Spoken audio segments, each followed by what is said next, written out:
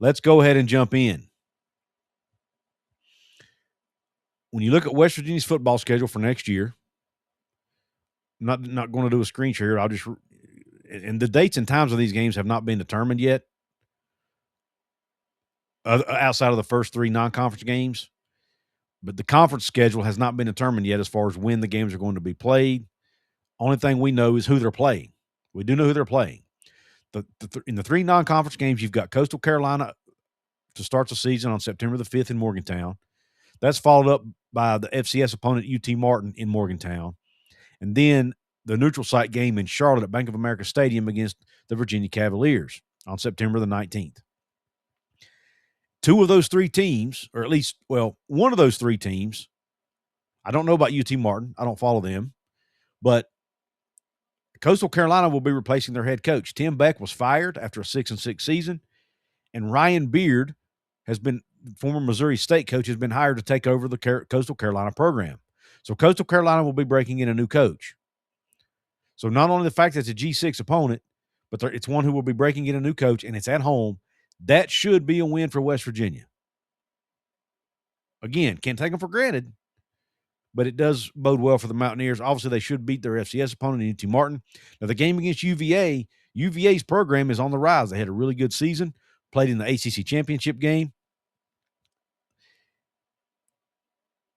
They're going to have continuity, at least it appears, on their coaching staff. However, Chandler Morris, their quarterback, based on my research, appears that he will be leaving. I think this was his last year of eligibility. Correct me if I'm wrong, but I'm pretty sure Chandler Morris, the quarterback at Virginia, will be leaving. So Virginia should be replacing their quarterback, the starting quarterback, in 2026. Hopefully that – now, West Virginia, we don't know who West Virginia quarterback is going to be either, so maybe that's a moot point. But it's definitely – I think it gives the Mountaineers a little better chance knowing that UVA will be trying to break in a new quarterback in 2026. Now let's go ahead and look at the conference schedule. Now, again, we don't know the dates of these games. All we know is the game, who they're playing, and whether it's on the road or at home.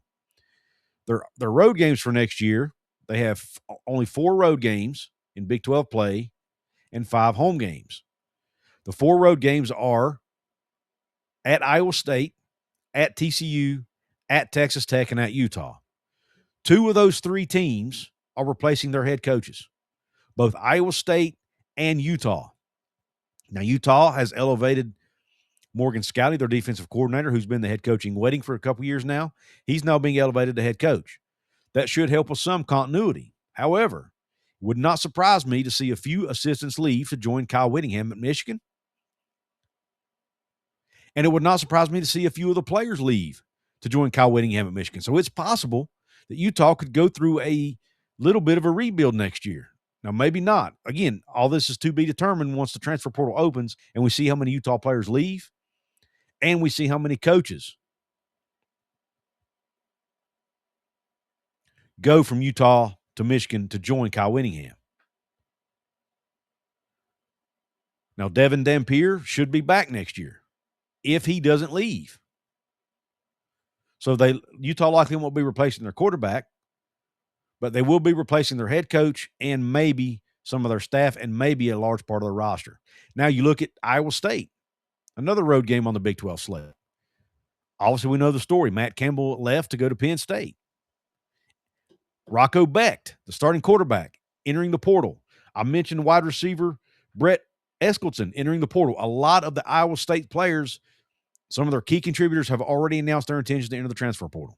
So Iowa State appears that they're going to be going through another rebuild with their new coach that's coming in next year. That now doesn't mean that Jack Trice won't still be a tough place to play. Doesn't mean that Iowa State's going to be a bad team. I still think they'll be a well-coached team. But they could be going through a rebuild, and they will be replacing their starting quarterback and their coach. So 2 of West Virginia's 4 road games in the Big 12 involve teams replacing their coaches and likely a large part of the roster. Now, the other 2, TCU, Josh Hoover has announced he's going to the transfer portal. So TCU, yes, Sonny Dykes will be back. They have lost their offensive coordinator already. He left Kendall Browse left to go to South Carolina to join their staff, so he'll be gone. And it looks like Josh Hoover will be leaving the program as well. They're starting quarterback. So who will they have at quarterback at TCU next year? Who will be, I don't remember who they hired at offensive coordinator, but, they're going to be breaking in a new offensive coordinator. How does that work out? And then, obviously, you've got the road game at Texas Tech. I expect them to be a well-oiled machine again next year. They will be losing Rodriguez at linebacker. They will be losing Baron Morton at quarterback to graduation. But Texas Tech still has a lot of money to spend. They still have a good culture built there under Joey McGuire. Continuity on their staff, it appears. So, Texas Tech, I expect, will be good again next year. Now, will they be as good as they are this year?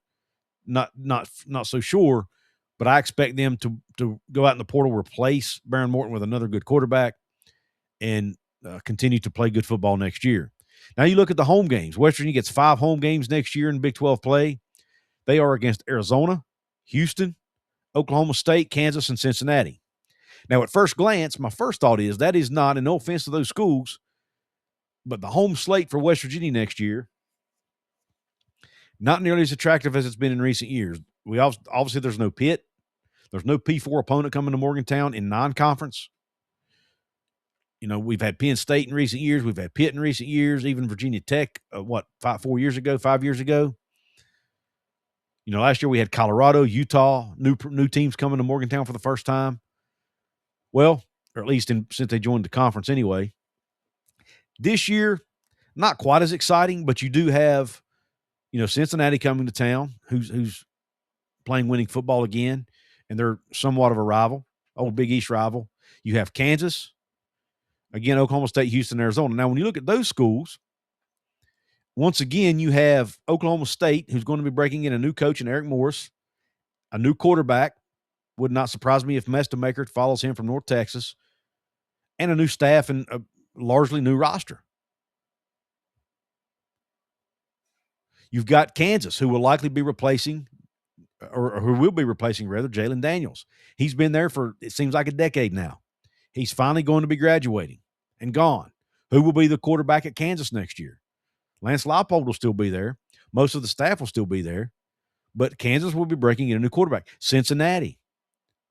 Brendan Sorsby has made it known he's planning to enter the transfer portal. So Cincinnati may be breaking in a new quarterback next year. So Cincinnati, Kansas, and Oklahoma State will all be breaking in new quarterbacks, and Oklahoma State will be breaking in a new coach. Now, Houston, Arizona, looks like they're going to have some continuity. Arizona played really good football down the stretch of the season. It appears Noah Fafita will be back for his senior year. He seems to love it at Arizona. Seems like he's happy playing for Brent Brennan and that staff, so he will likely be back. So Arizona should be a really tough opponent in Morgantown with some continuity. Houston, Willie Fritz just won a bowl game over LSU. There's going to be continuity at Houston. I expect Connor Wigman and some of their top players to be back. That's going to be a tough game. They're coming off a 10-win season, and they're going to have payback on their minds from West Virginia beating them and knocking them out of Big 12 conference, knocking them out of the Big 12 title race earlier this year. So that's going to be a tough one. But of the 5 home opponents, 3 of them are going to be breaking in either a new quarterback and head coach.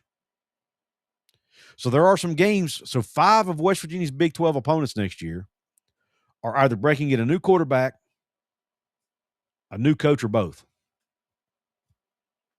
And again, those are Iowa State, new coach, new quarterback. TCU, new quarterback. Texas Tech, likely a new quarterback. Utah, new coach, maybe a new quarterback. Oklahoma State, new coach, new quarterback. Kansas, new quarterback. Cincinnati, new quarterback. So at least it looks like 6 out of the 9 opponents will be breaking in a new quarterback, potentially. So there are some opportunities there for the Mountaineers to get wins in Big 12 play next year. Now, I have said on this show many times, or at least a few times, that West Virginia is also going through another rebuild of their own. They're going to have at least 39 true freshmen on the roster, 10 JUCO players on the roster. It'll take those players time to grow accustomed to playing at the P4 level. So almost what 40%, 45% of your roster almost is going to be made up of brand new players who have never played at this level before.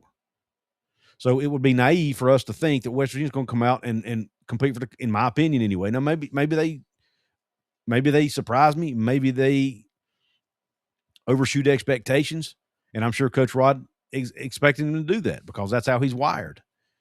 But as fans, I think we need to still be realistic. Despite these teams breaking in new quarterbacks and those types of things, we still need to be careful about, getting our expectations way too high with so many new players. You add in the 49 players they recruited on signing day, he's likely going to bring in at least probably 15 players out of the transfer portal. So West Virginia is likely going to have about 60 to 65 new players at least going into the season. Last year they had 81. Won't be quite that bad, I don't think. And they will at least have a core of guys on the roster to build around and continuity on the coaching staff. And a lot of those guys will be coming in spring, whereas last year they did not. So there are some advantages. So therefore, I do expect West Virginia to be a better team and have a better record next year. And I think what I just talked about with the new coaches, the new quarterbacks in the league, that's going to help. And heck, even though BYU's not on the West Virginia schedule, there's talks that BYU could be losing a lot of their assistant coaches and even coordinators to Michigan because a lot of them have ties to Kyle Whittingham. So BYU might even take a step back next year. And even though they're not on West Virginia's schedule, it will open the door potentially for new teams to compete at the top of the league. BYU's been one of the top 4 teams in the league 2 years in a row. It might be tougher to get there if they lose people like Jay Hill, who's rumored to be the top DC candidate for Whittingham at Michigan, and others. That could hurt BYU. Not saying BYU won't still be a good team because I do like Kalani Sitake. I like their culture and I like their roster. But, if there's a year West Virginia could exceed expectations and surprise people, it could be next year based on their schedule, based on the new coaches in the league, and based on the fact BYU could potentially take a step back due to what they could lose from their staff. So all of those things laid out, let me know what you think about West Virginia's expectations for 2026. And also, am I barking up the wrong tree here and thinking some of these teams and quarterbacks or some of these teams could be easier than we expected due to losing coaches and or quarterbacks? Let me see what you guys have to say in the comments.